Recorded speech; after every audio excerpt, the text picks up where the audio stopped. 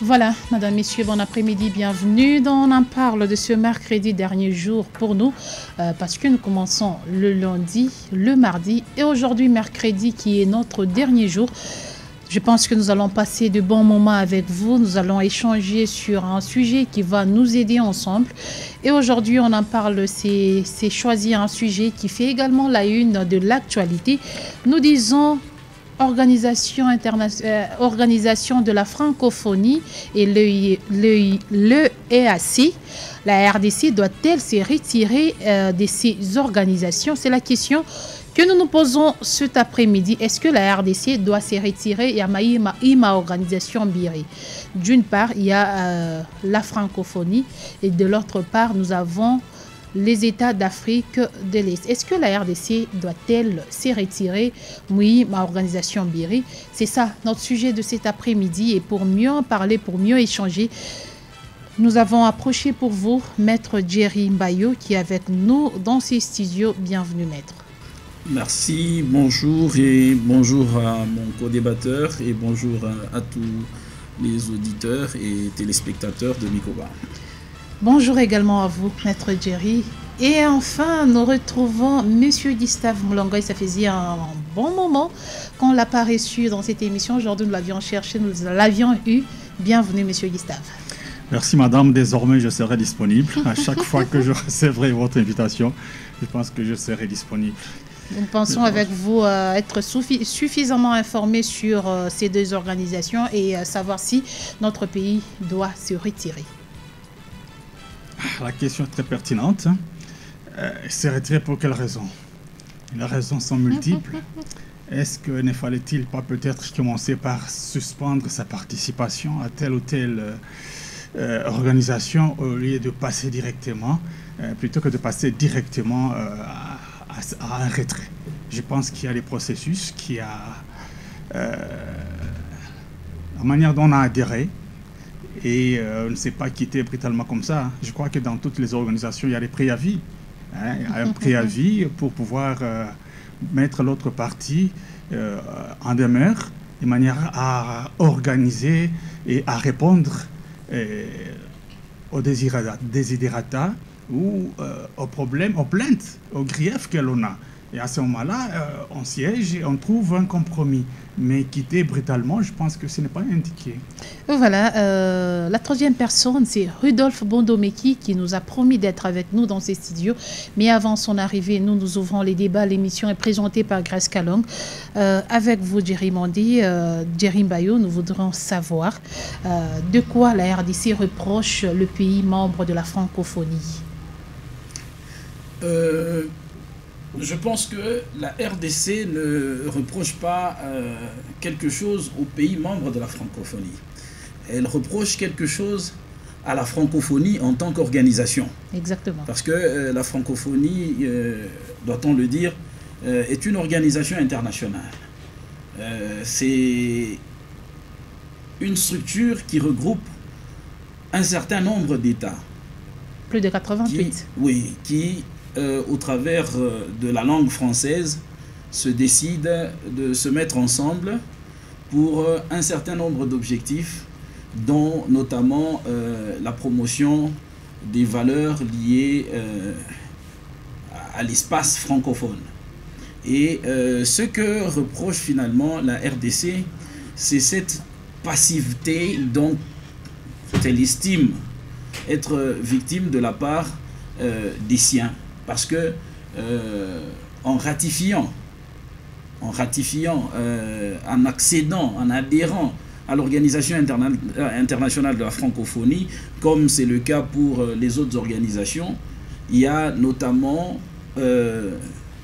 des objectifs liés à la solidarité mutuelle, c'est-à-dire la solidarité entre les États membres, en cas par exemple d'agression, en cas d'extrême nécessité, ainsi de suite. Alors, pour le cas de la RDC, on a estimé que l'agression injuste imposée par le Rwanda au travers du M23 aurait en principe attiré l'attention de l'organisation ou bien des différentes organisations dont est membre la RDC de sorte à pouvoir ne fût-ce que condamner cela sur le plan diplomatique et peut-être subsidiairement, selon qu'il sera arrêté des accords, envisager l'aide pour la résolution de ce litige, de ce conflit qui n'a fait que trop durer.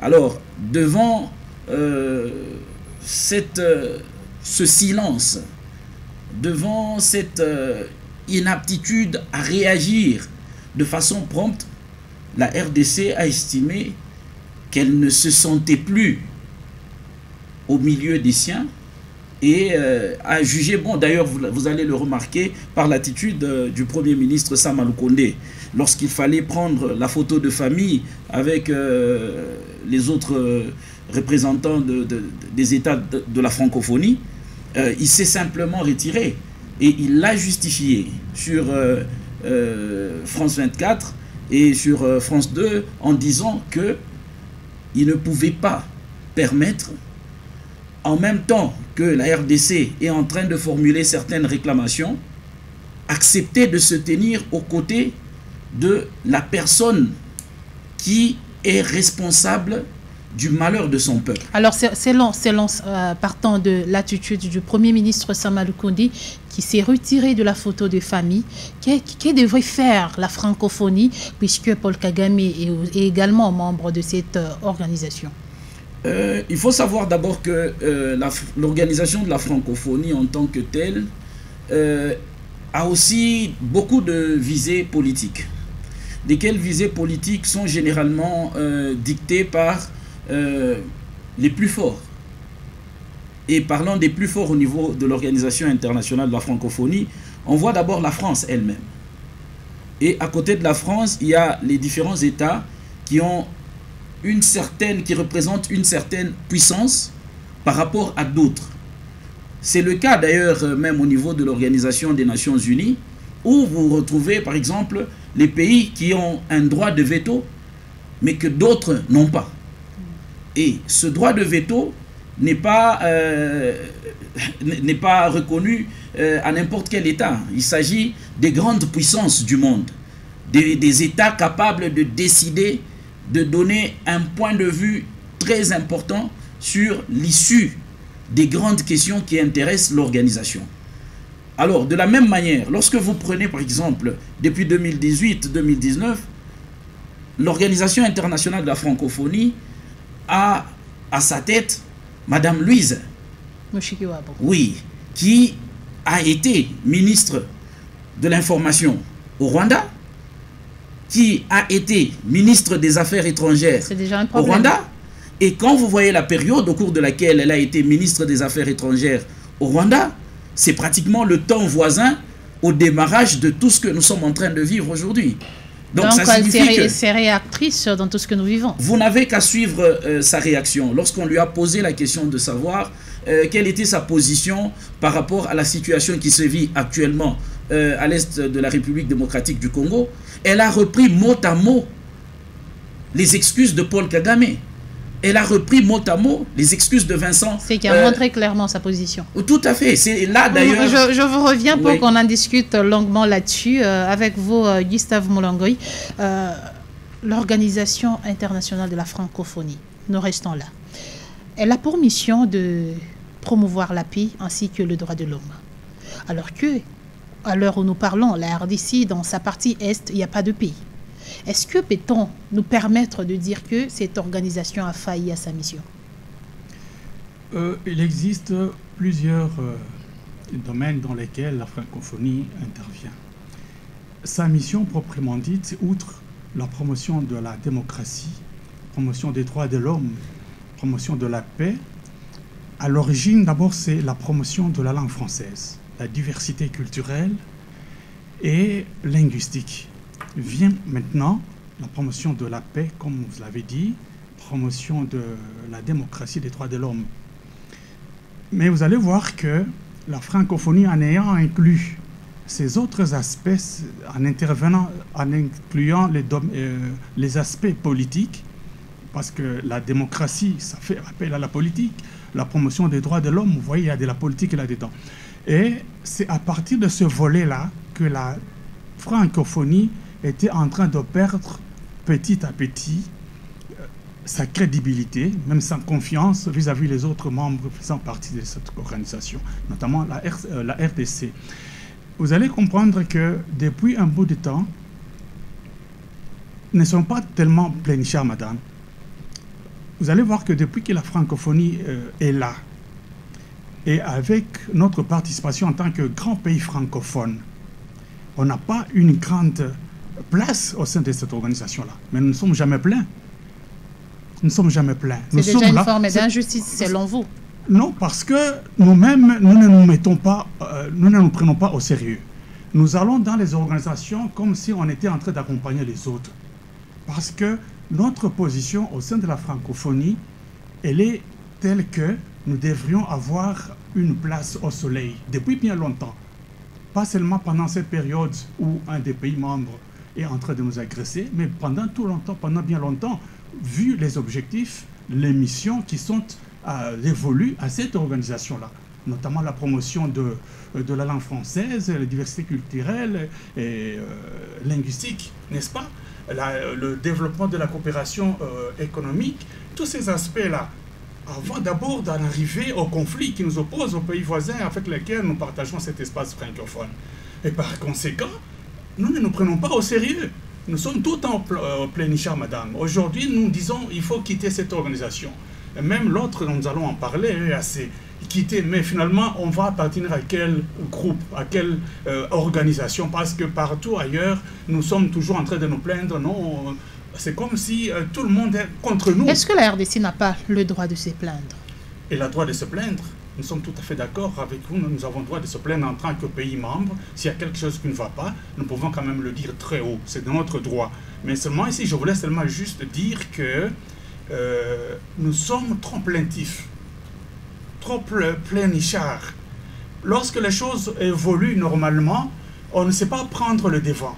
Si vous remarquez par exemple le Rwanda, il est dans beaucoup d'organisations. Le Rwanda est dans beaucoup d'organisations et est représenté par ses ressortissants.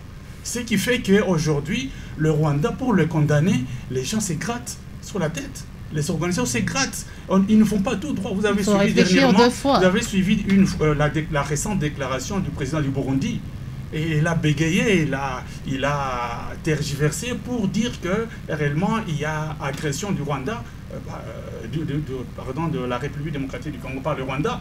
Il a essayé de voir, non, on va voir avec le sommet de l'Angola, on verra réellement s'il y a cette agression. C'est vraiment évasif, madame. Donc c'est pour vous dire que lorsque les choses ne sont pas encore gâtées, la RDC ne sait pas prendre le devant pour pouvoir agir en amont. Ce qui fait qu'aujourd'hui, nous nous plaignons, bien sûr, les faits sont là. L'organisation de la francophonie ne prend pas les choses au sérieux. Si vous voyez même les coups d'État qui se vissent en Afrique, ce sont les coups d'État dans l'espace francophone. Donc, mais ces pays ont été sanctionnés. Mais pourquoi Kagame continue à participer au sommet pendant que c'est clair que Kagame agresse la République démocratique du Congo? Oui, quelles sanctions y a-t-il vis-à-vis du Rwanda? Il n'y a pas de sanctions jusque-là. D'ailleurs, on devait commencer par la condamnation, avant que les autres sanctions ne suivent. Même la condamnation de façon claire et nette, il n'y en a pas. Hein? On passe par des chemins tortueux, des choses comme ça. Donc, la francophonie avec le pays initiateur, la France, qui a tout un mot à dire. Mais vous sentez que la France elle-même, elle prend parti pris. Tout simplement, je comprends. La France est redevable vis-à-vis du Rwanda, madame. À partir du génocide rwandais en 1974.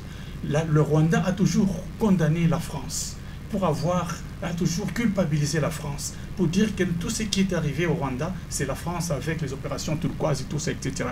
Et la France, une manière de se réhabiliter, peut-être d'honorer sa facture, elle a fait beaux yeux au Rwanda. C'est tout ce que nous sommes en train de connaître aujourd'hui. Si la France pouvait décider, elle pèse beaucoup dans l'échiquier international. Et la France pouvait se décider et mettre fin à ce que nous connaissons à partir de l'Est, à travers notre organisation. Je crois que les choses pouvaient bien marcher. Mais s'il faut parler également de l'EAC, où nous voyons 7 pays membres, parmi les 7, il y a plus de 4 pays déjà qui ne peuvent pas être bénéfiques pour la RDC. Est-ce que doit-on rester également dans cette structure? Nous y sommes entrés il n'y a pas longtemps. Est-ce que nous avons mis tous les gants avant d'y adhérer? C'est ça la grande question. Comment est-ce que nous en sommes arrivés là? Est-ce qu'on a mis toutes les précautions, on a pris toutes les précautions possibles pour adhérer à cette communauté? Est-ce que nos élus du peuple, l'Assemblée nationale, le Sénat, avaient-elles analysé les tenants et les aboutissants de ces accords? Parce que ce sont les deux chambres réunies qui constituent quand même l'expression du peuple. Est-ce que les mêmes chambres aujourd'hui qui voudraient que se retire avaient pris cette précaution d'analyser mot à mot, paragraphe par paragraphe de ces accords-là pour vouloir quitter cette assemblée, cette organisation aujourd'hui? C'est par là qu'on devait commencer. Je crois qu'avant d'adhérer, il faut faire participer le peuple à travers nos chambres et analyser pourquoi être pressé. Mais c'est comme si on a été pressé. Aujourd'hui, on trouve que les choses ne marchent pas. L'Ouganda qui voudrait faire entrer encore des troupes, 1000 soldats chez nous. Or, le Rwanda, on n'a pas confiance plutôt à l'Ouganda, on n'a pas confiance. L'Ouganda qui est également suspecté d'être agresseur voilà. de la RDC et le Rwanda nous envoie ses militaires. Voilà. Donc, Bunagana qui est tombé, c'est à frontière avec le Rwanda et l'Ouganda. Comment est-ce que le M23 est passé par là? Vous suiviez il n'y a pas longtemps les déclarations du fils de Museveni. C'est comme si on ne nous prend pas au sérieux, madame. Donc, je crois que tout ça, ce sont les retombées de l'adhésion auprès de ces organismes-là. Mais nous, on ne prend pas des cautions avant d'y adhérer. Est-ce que la RDC partit en aveuglette? Pardon? La RDC partit en aveuglette dans ces organisations? Moi, je pense oui. Je pense oui parce qu'on n'a pas pris le temps d'analyser et le temps aussi de projeter notre regard plus loin. Parce que les pays tels qui sont en train de nous agresser, il faut voir leur visée. Il faut voir leur visée. Ces pays-là, ce ne sont pas des pays amicaux. Ils sont hypocrites et ils ont des agendas cachés. Et par conséquent, pour adhérer, il fallait y aller progressivement, mollo mollo, prendre tout le temps qu'il fallait. On ne pouvait pas y aller très précipitamment comme ça. Voilà, Jerry Mbayo, je vous reviens sur la position de Louise Mushikiwabo, qui est secrétaire générale de la francophonie, qui a dit la francophonie ne pouvait pas intervenir aussi longtemps que la RDC n'a pas présenté le besoin. Comment trouvez-vous cette réponse? Bon, une fois de plus, je pense que c'est le jeu de l'hypocrisie. Hein, au niveau des rapports entre les États, il y a à chaque fois ces contours qui sont utilisés pour faire de ce qui est dit un non-dit. Hein, tout le monde aujourd'hui, que vous suiviez France 24, que vous suiviez France 2, que vous suiviez CNN, toutes ces chaînes-là, à l'occasion de l'ouverture du sommet de l'OIF, se sont penchés sur la question de l'insécurité à l'est de la République démocratique du Congo.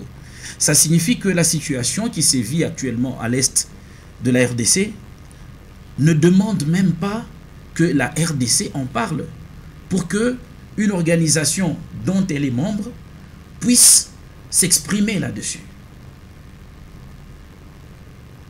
Pour Madame Louise, tout cela va dans le sens de son parrain. Parce que si elle est passée, et d'ailleurs en passant, je vous informe qu'elle est la nièce d'un prêtre qui s'appelle Kagame.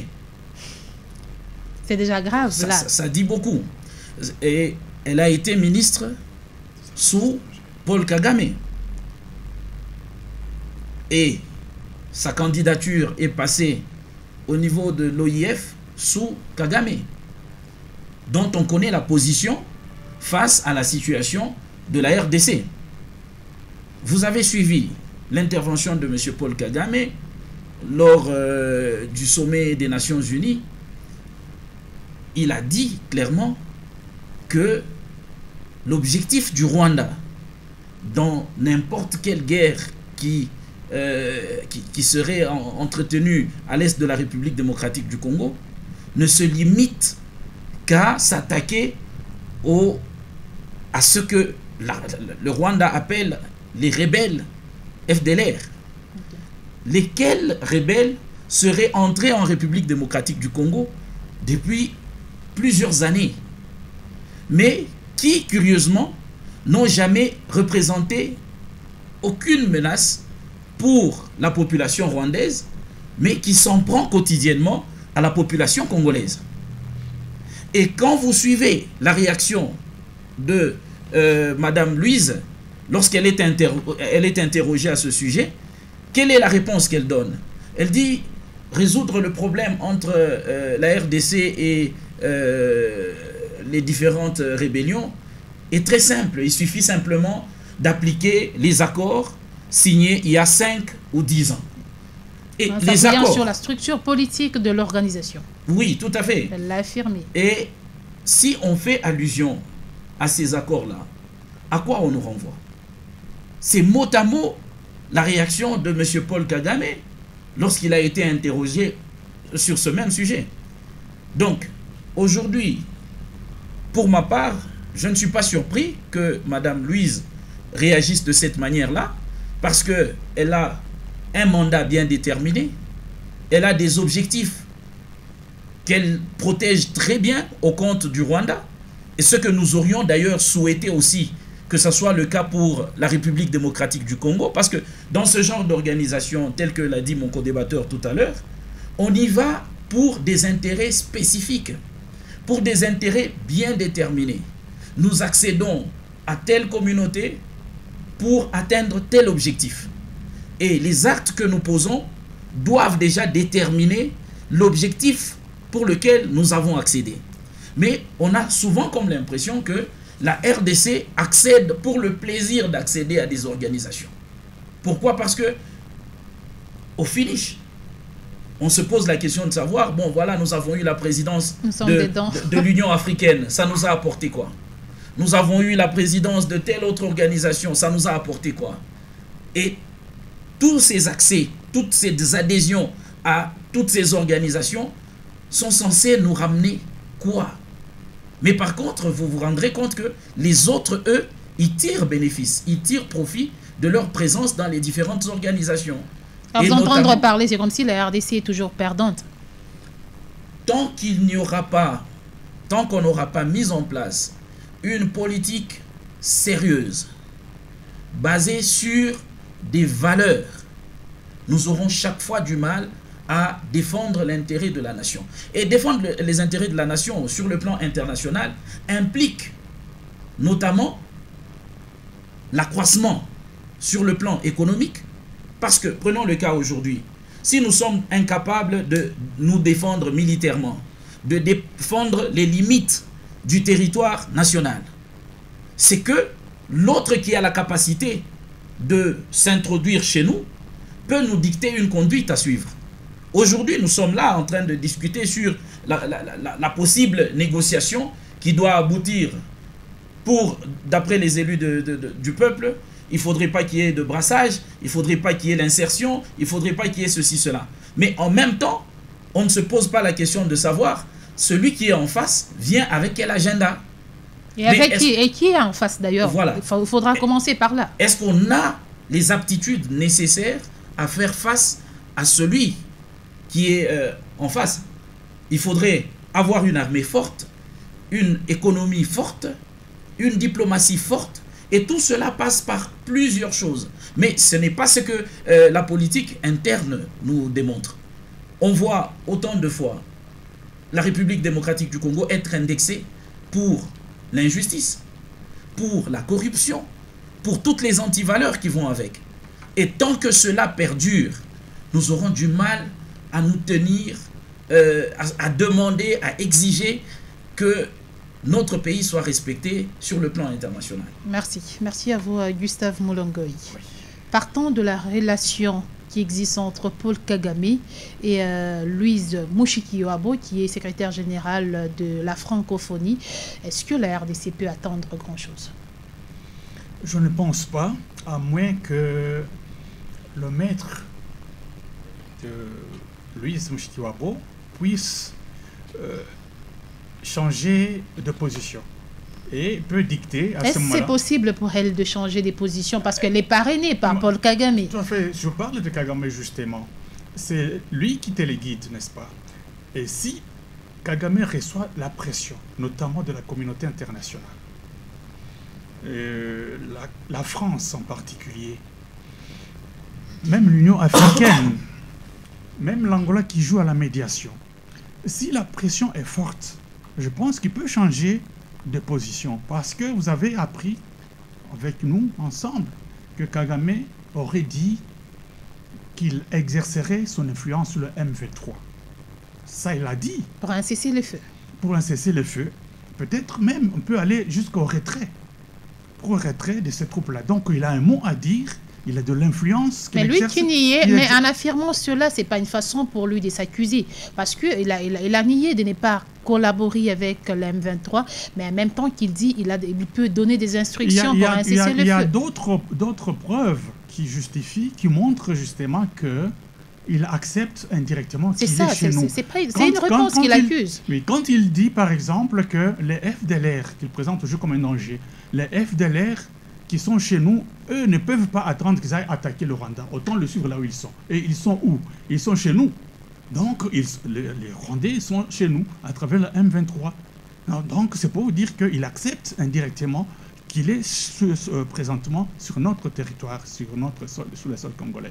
Par conséquent, s'il y a une forte pression qui est exercée sur le décideur qui est Kagame, n'est-ce pas? Je pense qu'il peut fléchir. Il peut influer sur le M23 et le M23 peut même aller jusqu'à se retirer comme nous réclamons, comme notre gouvernement le réclame. Se retirer d'abord des positions, des territoires conquis, et se retirer ces collectivités conquises.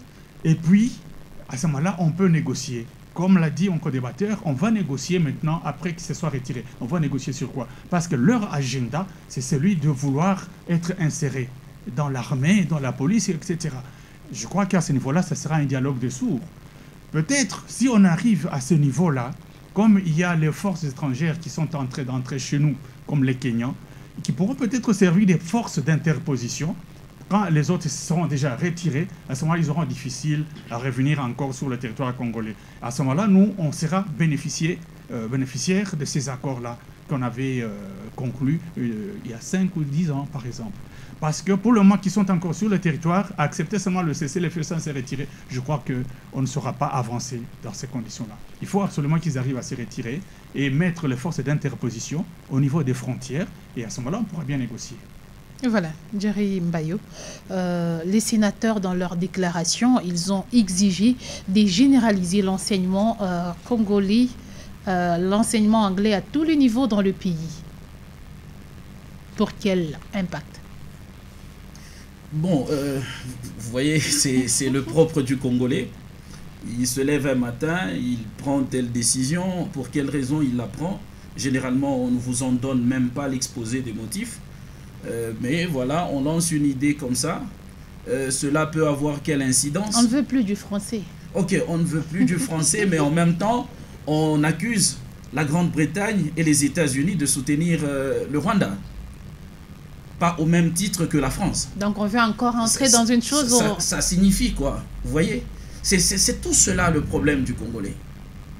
Est-ce qu'il est opportun aujourd'hui de lancer une telle initiative? Est-ce qu'il est important aujourd'hui pour le Congolais? En quoi est-ce qu'il sera bénéfique pour un Congolais de savoir que l'anglais est devenu une langue nationale? Déjà que dans chaque école, l'anglais est étudié. Déjà que nous avons certains élus qui ont du mal à s'exprimer à la tribune parce que la langue pose problème. La langue qui est le français. Dans laquelle ils ont étudié depuis la première année primaire jusqu'au niveau où ils ont arrêté. Il s'agit du français, mais on ne l'a pas maîtrisé. Mais maintenant, il faudrait qu'on y ajoute l'anglais. Bon, tout ça n'est pas très grave, mais il faut seulement se poser la question de savoir pour quel but? Dans quel objectif? Le Congolais a trop l'habitude d'agir sans savoir pourquoi. Aujourd'hui, nous sommes dans l'EAC. Pour quel objectif? Nous sommes aujourd'hui dans l'Organisation internationale de la francophonie. Pour quel objectif? Qu'est-ce que nous gagnons là-dedans? Aujourd'hui, on nous demande d'aller sur la table des négociations avec le M23 ainsi que les autres groupes armés. Pour quel objectif? Qu'est-ce que nous apportons à la table des négociations? Qu'est-ce que nous sommes prêts à faire comme concession? Jusqu'où pouvons-nous aller dans le cadre des éléments à accepter au terme de cette négociation? Ce sont là les questions qu'on doit se poser normalement. Ce sont autant de questions qu'on peut se poser, mais qui ne caractérisent pas le Congolais. Le Congolais préfère par contre se lancer d'abord et constater après ce qui va se passer et rebrousser peut-être chemin. Et pleurnicher. Il n'y a pas longtemps, nous étions en froid sur le plan diplomatique avec le Rwanda. Nous étions en froid sur le plan diplomatique avec la Belgique. Mais à peine qu'il y a changement de régime, directement on renoue avec ceux qui étaient en problème avec la nation. Et nous débouchons sur quoi? Sur si je savais. Si je savais. Et pourtant, tout le monde savait que les relations diplomatiques entre le Rwanda et la RDC se sont refroidies à partir de telle période pour telle et telle autre raison. Pourquoi n'en avoir pas tenu compte au départ? On a tourné la page. On a tourné la page, mais la page vient de se refermer. Nous revenons à la case de départ. Parce qu'on a fait confiance à Paul Kagame en pensant qu'il était notre frère. Mais aujourd'hui, il démontre tout le contraire. C'est-à-dire qu'on revient au point où les autres, nos prédécesseurs, s'étaient déjà arrêtés. Alors, c'est ça qu'il faudrait chaque fois que le Congolais fasse l'effort de toujours se remettre en question, toujours poser la question de savoir quel est l'objectif, quel est l'intérêt à gagner et quel est le but poursuivi dans n'importe quel engagement. Voilà, quelque chose à ajouter. J'ai vu M. Gustave Mlangoy sourire lorsqu'il fallait instaurer l'anglais au pays. Allez-y. Oui, moi je pense que d'abord se retirer de la francophonie, ça c'est une question. C'est une pression, madame. Vous savez, nous sommes dans une situation telle que nous cherchons à tout prix imposer la paix à l'Est. Et toutes les voies sont permises. Je crois ici le retrait en tant que grand pays francophone, n'est-ce pas? Quand bien même sur le plan militaire, les choses ne marchent pas comme nous le voulons, nous le souhaitons. Je crois que la France, lorsqu'elle va apprendre que nous nous retirons de la francophonie, même les autres pays, nous sommes un grand pays francophone, je l'ai dit encore, et notre retrait va secouer l'organisation. Que perd la francophonie une fois la RDC se retire? Ça va perdre sa crédibilité. Est-ce que la RDC accorde la crédibilité à la francophonie? En tant que grand pays francophone, nous pesons quand même dans... Parce que ça fait plus ou moins 70 millions de Congolais qui ont accès à cette langue. C'est déjà beaucoup. Quand nous pesons dans la balance et nous retirer, je crois que en tant que pression, ça peut faire bouger les lignes. Donc ce que nous cherchons ici, c'est faire en sorte que les membres faisant partie de la francophonie puissent aussi agir. Donc la pression peut venir de tous côtés. Revenons à l'interne. Oui. Est-ce que ça sera facile? Je crois que ça peut être facile parce que les élus du peuple ont déjà pris position. Mais pour nous là qui devrons parler l'anglais, non, parce que ça sera facile? Quitter la francophonie, ce n'est pas aller directement vers l'anglais, vers le Commonwealth. Ça, on ne l'a pas dit. Peut-être on sous-entend, ou peut-être on va rester à mi-chemin, on ne sait pas. Mais on n'a pas encore donné la destination. Mais les sénateurs ont demandé que ce système commence déjà au plus bas niveau, c'est-à-dire à l'école maternelle, au primaire. Pas de cette manière. Et s'il faudrait y aller comme ça, quels sont les préalables? Non, c'est ce que mon co-débatteur venait de dire tout à l'heure. Hein, prendre une décision de la précipitation, je crois, il faut d'abord mûrir. Et ce n'est pas correct. Il faut d'abord mûrir, il ne faut pas agir selon les tempéraments, parce que agir à chaud. Ici, il y a une pression que nous devons mettre sur la francophonie, qu'elle agisse parce qu'elle doit promouvoir la paix, la sécurité, le droit de l'homme au niveau des pays membres. Mais ça, c'est ce qui fait absent jusque-là. Par conséquent, il faut faire une pression. C'est ce que nous sommes en train de faire maintenant. Donc, faire ce chantage-là, entre guillemets, du retrait, c'est une manière de faire pression. Mais en attendant, on va voir quelle peut être la réaction. C'est pourquoi je disais dans mon introduction, il faut peut-être un préavis. On suspend, pas un retrait directement. On suspend et on continue à faire pression de manière à faire bouger les lignes. Et à ce moment-là, si on n'obtient pas grand des causes, on pourra à ce moment-là se retirer. Mais dans l'entretemps, nous cherchons la destination. La destination telle qu'on l'a déjà définie, comme on sait l'anglais de le primaire, peut-être c'est trop précipiter les choses. Il faut préparer cela, même au bout de 4, 5, 10 ans, pourquoi pas. Parce que nous ne devons pas oublier qu'il y a les systèmes LMD qui s'installent au pays. Oui. Donc, vous voyez que tout cela complique encore l'agenda. C'est pourquoi il ne faut pas toujours prendre des décisions à la hâte. Il faut mûrir, quelles que soient les circonstances que nous sommes en train de subir. Et je pense qu'il faut y aller mollo-mollo. Il faut y aller lentement. Donc, préconiser, quitter la francophonie vers les Commonwealth, ce n'est pas mal, mais là aussi, on va trouver des problèmes. Ça demande des efforts. Il y a aussi les efforts à fournir à ce niveau-là, parce qu'il y a déjà les pays qui se sont ancrés, et il y a des valeurs qu'il faut intérioriser, etc. Et par conséquent, il faut réfléchir avant de prendre une décision. Nous ouvrons les téléphones. Vous avez aussi, certes, quelque chose à dire par rapport à ces sujets du jour.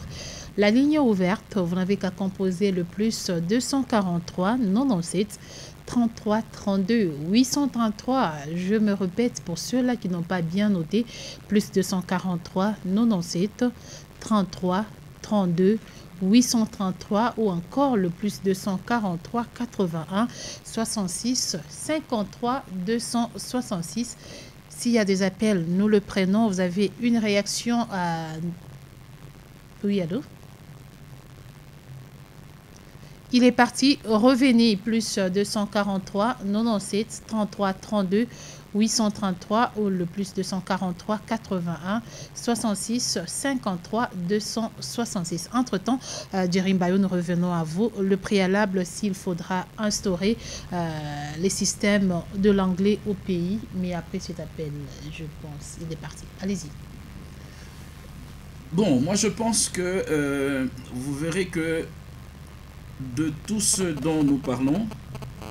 Permettez qu'on prenne cet appel. Oui, allô? Allô? Vous êtes en direct. Apparemment, il y a un problème de réseau. Revenez, recomposez le plus 243 97 33 32 833. Oui, allô?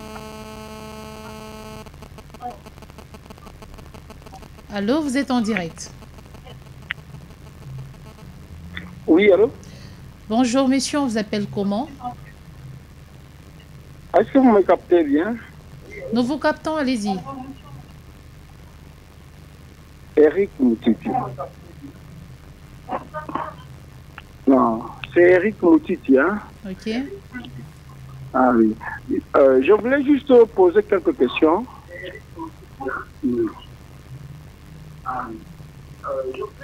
Allez-y, monsieur Eric, on vous écoute.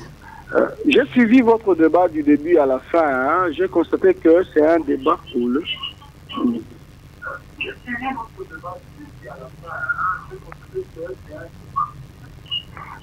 Je voulais juste mûrir, parce que ce que vous venez de dire, c'est difficile d'étudier l'anglais à partir de la base. Moi, je trouve que c'est bien, parce que lorsqu'on veut la paix, il faut préparer la guerre.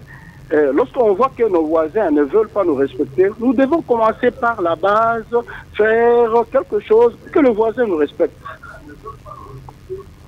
Monsieur Eric, vous nous avez appelé depuis quel côté? Ce que je voulais un peu dire. Non, je vous appelle depuis Fungurume. Hein, depuis Fungurume. Merci pour votre contribution. Restez en compagnie de nos programmes. Vous voulez aussi passer en direct, nous dire ce que vous pensez par rapport à la question du jour qui est... Oui, allô? Allô, vous êtes en direct. Allô? Vous pouvez aller un tout petit peu loin de votre poste récepteur? Allô? Allô, vous êtes en direct. Bonjour. Bonjour, messieurs. Je m'appelle Ousmane. Monsieur Ousmane, on vous écoute. Oui, je suis Amiringi. On vous écoute. Amiringi. Ok.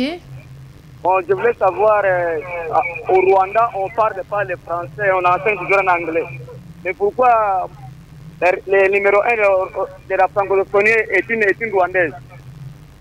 Merci pour la question, elle est vraiment pertinente. Je pense que mes invités auront un temps pour répondre.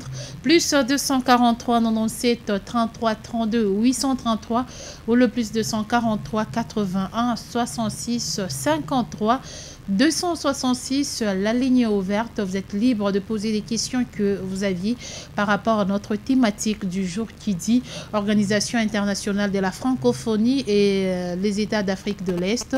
La RDC doit-elle se retirer de ces organisations? C'est la question que nous nous posons. Oui, allô? Allô, maman Grassan. Bonsoir, maman. Bonjour, monsieur. C'est M. Christian depuis quelque part. Je suis en arrêté, on me tente d'inviter tout à l'heure. Ok. Bon, nous, parce qu'on dit, Jaco, une question. Est-ce que mon Rwanda n'a pas comme Rwanda n'a comme pays francophone ou Rwanda comme nani eko na manani ingine? Parce que tunataka kusema que tukatale kwendako, mais or que Rwanda mwisho kama na yeye angalau paka muonani angalau mai pa mwingine moya ou bien de kuzimisho wakati wanazidi kusaidia kuna question peut-être mwisho kama anashika mzee. Merci. Le Rwanda est un pays membre de la francophonie. Nous avançons plus 243 97 33 32 833. Oui, allô? Allô, Jambo, maman. Jambo sana, monsieur. Mon atuti à wapi? Pardon? Allez-y.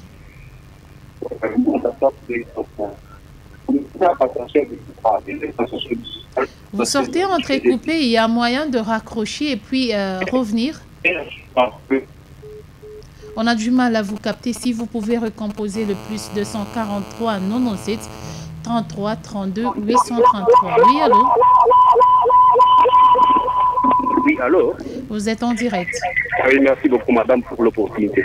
Ok. Est-ce que le fait d'être secrétaire de la francophonie, le poste qu'occupe Louise Mushikiwab, et empêcher la RDC à défendre son territoire? Merci pour la question. C'est pourquoi tout ce qui s'avère nécessaire dans cette situation, il faut que la RDC se prenne en charge, qu'il prenne la hauteur. C'est tout ce qui peut faire respecter la RDC dans le concert des nations. Merci beaucoup.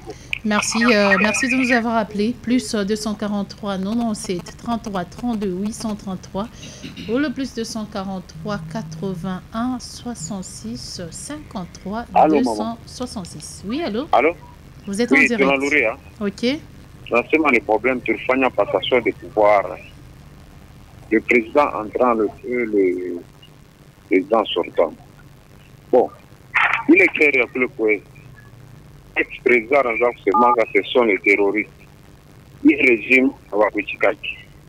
Bonaka, Madame Paul Kagame, qui c'est nos frères, n'est-ce pas?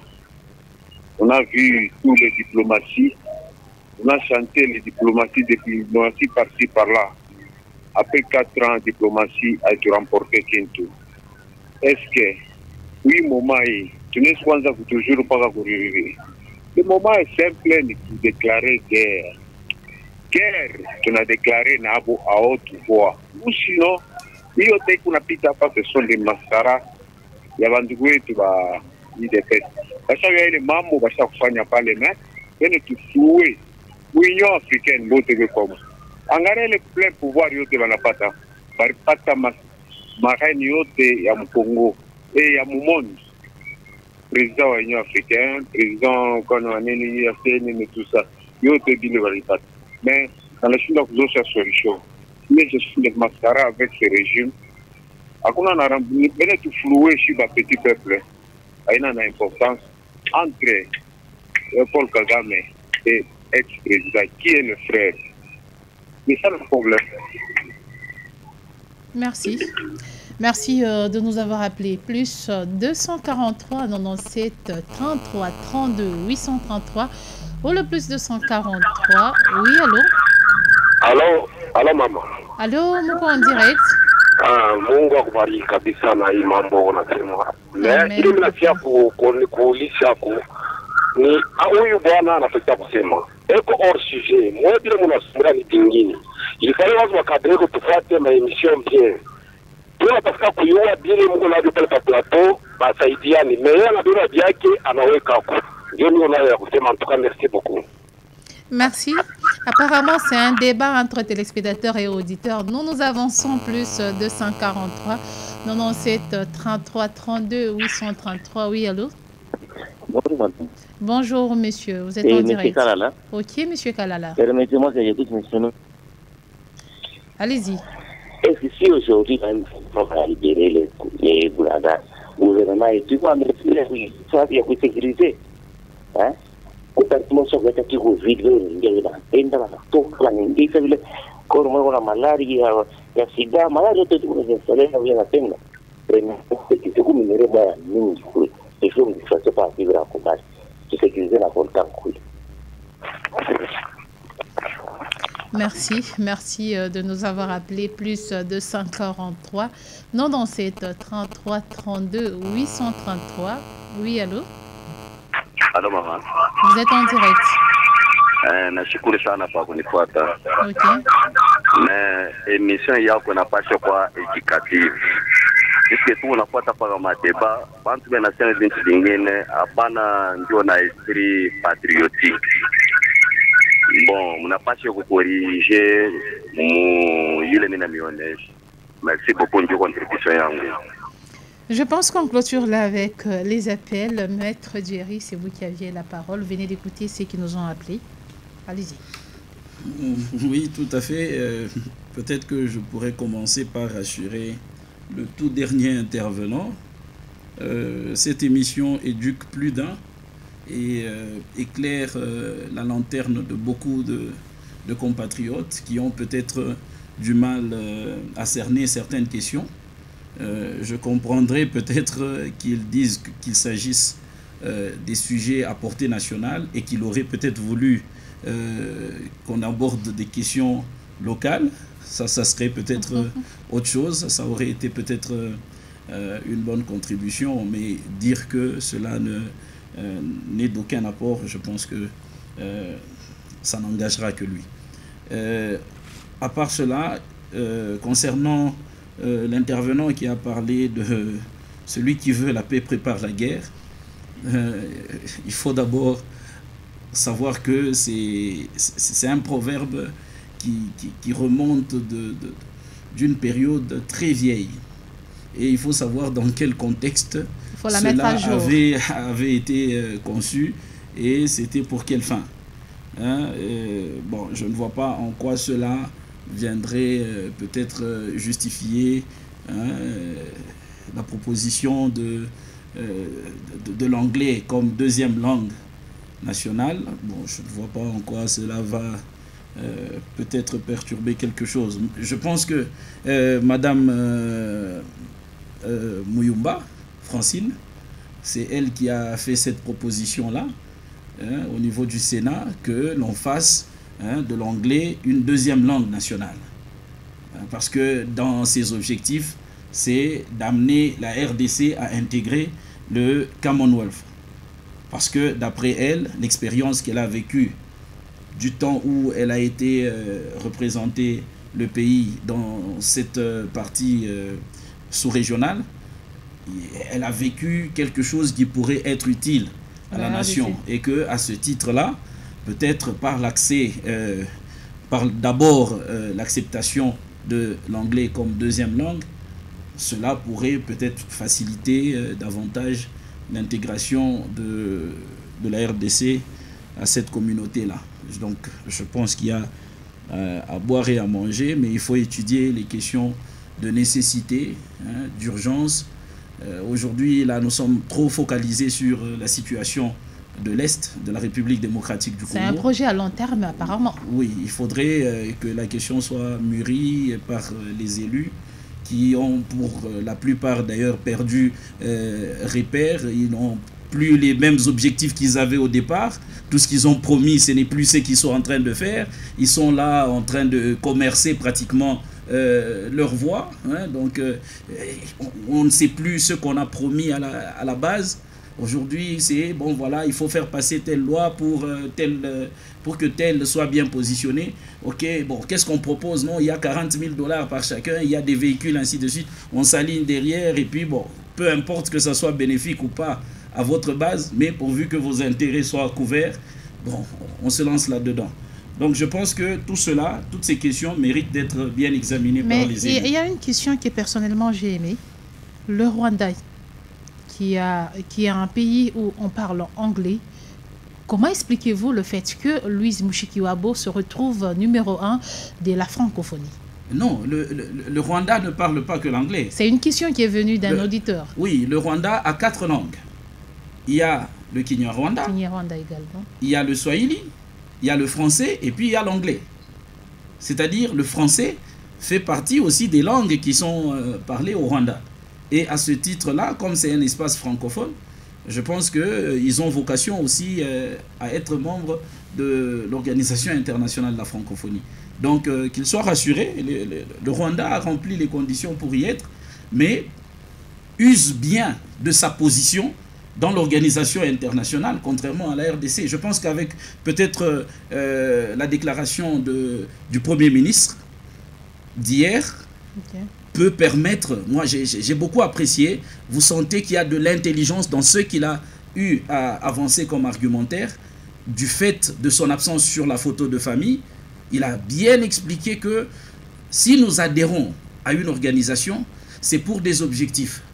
Mais si nous nous rendons compte que ces objectifs-là sont ignorés par l'organisation à laquelle nous avons adhéré effectivement pour cette visée-là, c'est que nous ne sommes pas considérés. Et à ce titre-là, je ne vois pas de raison de me tenir aux côtés, en plus de la personne qui est en train de tuer mon peuple.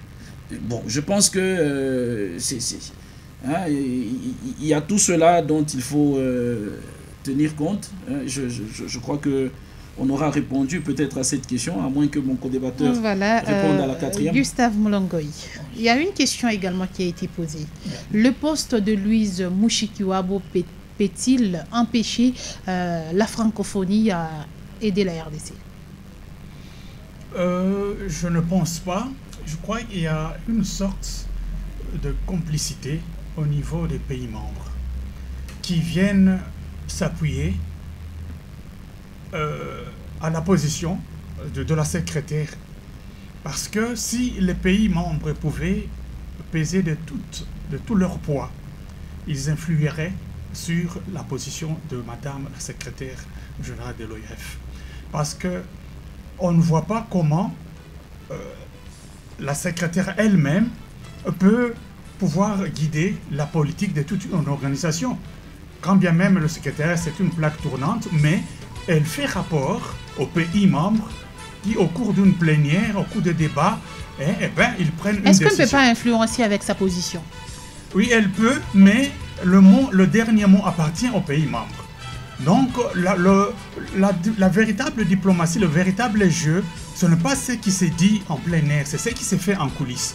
Peut-être à ce niveau-là, le Rwanda fait son jeu. Donc il y a de l'hypocrisie. Il y a de l'hypocrisie, justement. C'est ces jeux-là que nous ne faisons pas. Nous y allons tout en faisant confiance, en donnant le chèque en blanc à tous ceux-là avec qui nous sommes membres au sein de cette famille.